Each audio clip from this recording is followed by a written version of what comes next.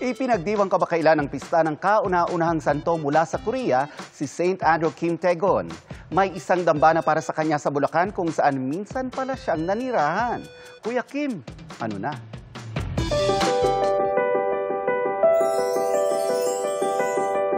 Dito sa Barangay Lolomboy sa Bukawi, Bulacan, makikita ang simbahang ito.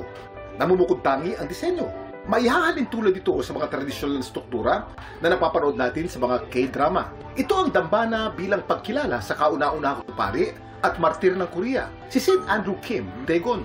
Si San Andres Kim, sa kanyang kabataan, ay taglay na niya ang matinding pananampalataya sa Panginoon. Siya ay nagkaroon ng pagkakataon na maging bahagi ng pagpapanibago ng relihiyon sa bansa ng Korea. Sa pamamagitan ng panahon kasi ng Joseon Dynasty, ay ipinagbabawal ang Katolisismo sa Korea. Si Saint Andrew Kim napadpad sa iba't ibang lugar sa Asya. At dito sa Hacienda de Lolomboy, kung saan nakatindig ang dambana, minsan daw siyang nanirahan at nag-aral. Dito sila nanirahan noong taong 1839 ng 6 na buwan. Siya ay naging interpreter ng mga Pranses. Kuya Kim! Ano na?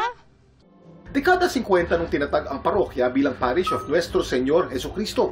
Taong 2021 naman, formal itong diniklara bilang isang diocesan shrine. Anong simula, Koreans ang namamahala sa lugar na ito. Hanggang sa dumating na nga po ang aming kongregasyon. Maaari mo rin masilip dito ang naging buhay ni Saint Andrew Kim at ang iba pang mga Koreanong martir. Dito ay makikita ninyo ang aming museum na naglalaman ng mga buhay ni San Andres Kim, mga liham ni San Andres Kim Tae-gon, na itong mga liham na ito ang nagpapatunay ng kanyang pagkakatira dito sa Pilipinas. Patuloy na dinarayo ang shrine ng mga deboto mula sa loob at labas ng bansa. Patuloy ang mga nagpipilgrimage sa lugar na ito, mga Koreans, sapagkat itong lugar na ito ay naging bahagi ng kanilang kasaysayan. Kaya yung Korea-Philippine friendship sa lugar na ito ay buhay na buhay, hindi lang pampulitikang intention, kundi spiritual na intention. Feel mo yung parang nasa Korea ka?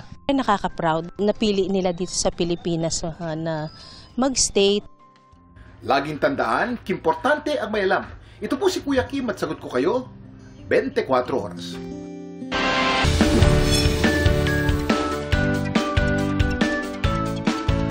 Hindi lang teamwork, kundi matinding koordinasyon yan ang pambihirang taglay ng mga kabilang sa Dragon Boat team. And more than just a sport, malaki rin ang tulong nito sa ating kalusugan. We can do this sa pagtutok ni Bon Aquino. Mga paddler, drummer at helm o taga-timon. Dahil nasa iisang bangka lang ang lahat, dapat tiisa lang ang galaw. Ito ang susi sa tagumpay sa ultimate team sport na Dragon Boat Racing. Ngayong araw, 26 Dragon Boat teams ang nagtagisan sa third leg ng 2025 PDBF Philippine Dragon Boat Regatta sa Manila Bay. This race is the basis for the national ranking, and the top 5 teams in every event, we endorse them to represent the Philippines in the World Championships of the International Dragon Boat Federation, where we are a member. Kabilang sa mga sumali si Rosemary, isang deaf na marunong mag-lip read. Advocate ko ang sa language awareness para sa team for camaraderie at magkaroon ng equality sa sport. During training, kasama yan sa pinaghahandaan. Dapat naka-mindset na lahat. In synchronicity, dapat mag-adjust sila sa isa't isa. Ayon sa Philippine Dragon Boat Federation, ang Dragon Boat Racing may malaking benepisyo rin pagdating sa kalusugan. Ang paddlers na sina Jing at Angelito, nasa 10 kilo raw ang nabawas sa kanilang timbang. It will give you strength, endurance. Sobrang thankful ako na I'm part of Dragon Boat. This is one of the ways you can lose weight and be healthy. May exercise kami bago sumampa. May 2 rounds ka.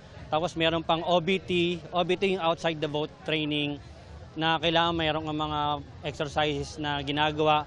Pero syempre, dapat ay samahan din ito ng tamang diet at disiplina. Ang Dragon Boat Racing bukas para sa lahat anuman ang edad o kasarian.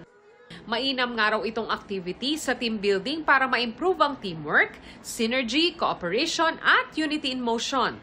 Para maging ligtas, payo ng PDBF, mainam na sumailalim muna sa mga training sa mga teams na affiliated at membro nila.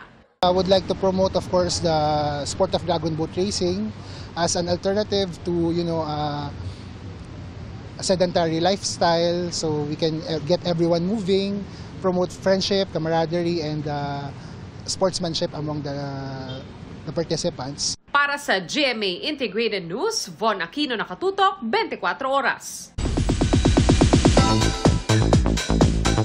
Inihahanda na ng cast ng longest-running gag show sa bansa na Bubble Gang ang kanilang mga pasabog para sa nalalapit nilang 30th anniversary. Tila trip down memory lane ang ganap nila nang magkaroon ng collaboration ng old cast at new cast ng show. Bukod dyan, leveled up ang content nila dahil nakikolab din ang Bubble Gang sa Barangay LS 97.1 FM. Masaya to. Masaya yung anniversary namin. It's a live show with the other cast members and special guests ng Bubble Gang. Kumbaga para tong ano. Reunion ba kasama yung ibang mga taga-Bubble Gang? Marami. Hindi ko sabihin ko sino-sino pero maraming bibisita sa atin, maraming manonood sa atin. And that's my chika this Saturday night. Ako po si Nelson Canlas. Ivan?